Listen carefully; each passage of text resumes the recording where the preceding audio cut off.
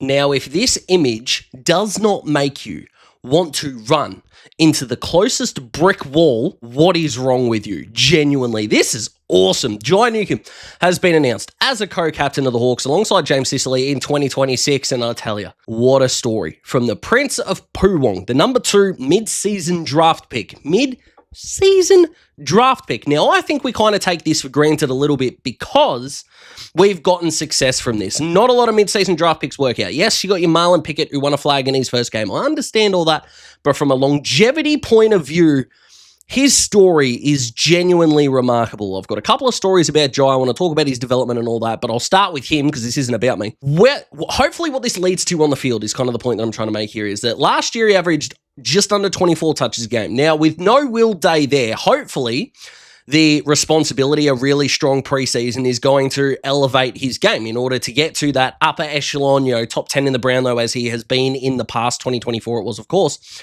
You're looking at getting upwards of that 26, 27, and that is going to be a little bit harder to do without Will Day in there. He is going to be the number 1 guy, got tagged in a prelim and all of those sorts of things. But if this added extra responsibility is going to help elevate his game, all in, and we love it in a significant way. He's one of those, I know I did a video about this and I didn't include him, but how the hell do you not love the Prince of Poowong? I'm telling you, it is extraordinary. And I hope that moving forward, because it's kind of interesting, because we kind of used to have the warrior on field. Even Croft, I know he didn't have the warriorship. Is that even the word? Like the warrior characteristics of later on. Even Mitchell at times, I think, was associated with this. And then especially, of course, Hodgie was, and Lethal was. And there are plenty of other guys that you can go through, the history of time. Don Scott as a ruckman was a warrior, that kind of archetype that you can think of in your head. And Jai's definitely got that in him. But with Sicily and then with McAvoy and then with Stratton and even with Ruff, if I'm being completely honest, it looked like we went down the path of I'll take you to where you want to go, right? We'd still bleed, absolutely, but I think there was something just otherworldly around the fact that Hodgie just seemed like the captain on and off. It was the personification, if you will, of leadership. Now, granted, since Hodgie, we haven't had a premiership captain yet. That might be part of the reason why we might not look at, Ruff, Strat, McAvoy, maybe as fondly as those guys, although I will and always be a Ben McAvoy fan no matter what. Love him to death. I think this is one of those moments where you go, he's a warrior on the field, and so much so that I asked a former Hawthorn key defender at a sponsor night a couple of years ago about Jai, and he said, and I quote, I'd follow him to Vietnam. And then I passed that quote on to a different player that night as we were chatting, and it was a smile. He's still on the list, a smile, and went, yeah, 100% agree. And that was 2 seasons ago. So for that evolution to become what it is now is legitimately awesome. We were really lucky through Talking Hawks when I was with those guys to have Jai as one of our player sponsors, and the funny story around that, even though it is disputed, but it's not, I was on the other end of the phone call, is I was told that there was a deadlock between Jai Newcombe and Lockie Bramble, which of those we were going to sponsor, and I was asked to throw my hat into the ring. We kept getting deadlocked, and I like Lockie, and he was serviceable at the Bulldogs, absolutely, but Dazzling made the right choice there. And I tell you, like, the opportunity to interview him, and we've chatted through the sponsor thing. He doesn't know me from a bar of soap, right? That's not what I'm trying to suggest here. He's laid back, which is awesome. He is very easy to listen to in terms of, like, when he speaks, you want to know what he's saying, if you will. He is extremely waffleless, which I think is fantastic and a really good sign. And that number, he went from 44 to 3. So jumper numbers, you've got that amazing transition. And now into this new phase. Clearly, Sicily is not going to be the guy there in 5 years' time. I would be surprised if Jai wasn't on his own fully in 2027 and beyond. And the player vote, I think, reflects that beautifully. But as of right now, we've got, I think, 3 guys on the list that are going to be in their 30s next year. And we've got a really young captain, a really young coach, a really young core, a really young list. And it looks like that the Hawks are all in, as they should be, and as all clubs wish they could be, are all in on sustained success. Like, you look at a club like Geelong, for example, who are just thereabouts every single time. You give yourself a chance you're going to win one or so, absolutely. But one of the knocks on the Cats has been the fact that they didn't put it together. 07, lost 08. Yes.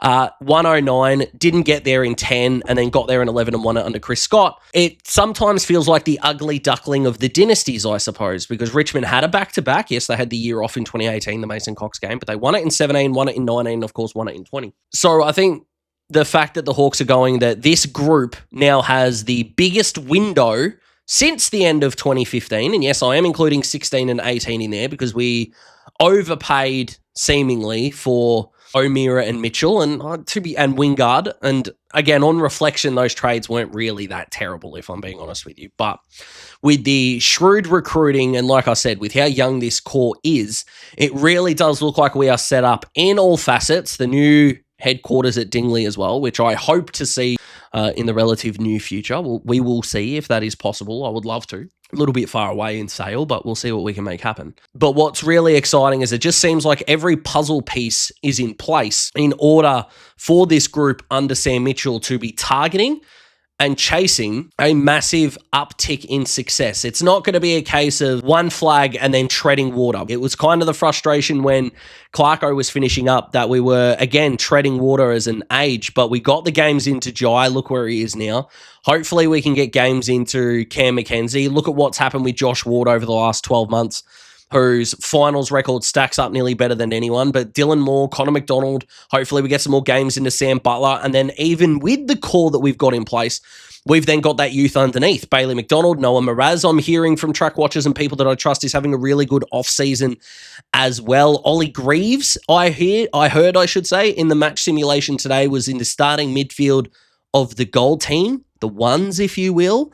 I wonder what this means. Shout out the clown that was clowning me because I had Ollie Greaves ranked so highly. It's almost like you should be judging 18-year-olds on what they can do and not what they can't do. But anyway, this news is awesome. And I also do want to congratulate, he's kind of got lost in this conversation, James Sicily for being reappointed. I know it's on a co-captaincy basis, but a massive congratulations to him as well. I feel like he might cop a little bit of flack from a leadership point of view, but I don't really think he's done a whole lot wrong.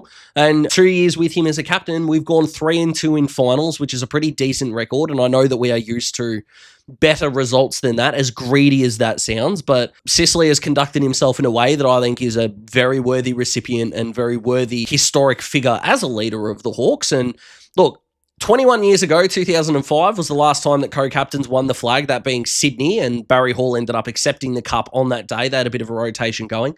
St Kilda did it somewhat famously before the 2008 season with Rewalt, Hayes, and someone else. I can't remember who it was.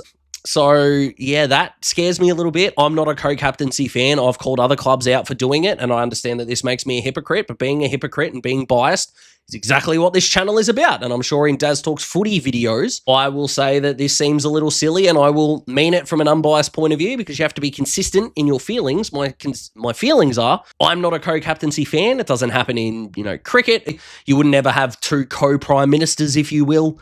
But in saying that, I fucking love Jai. All aboard.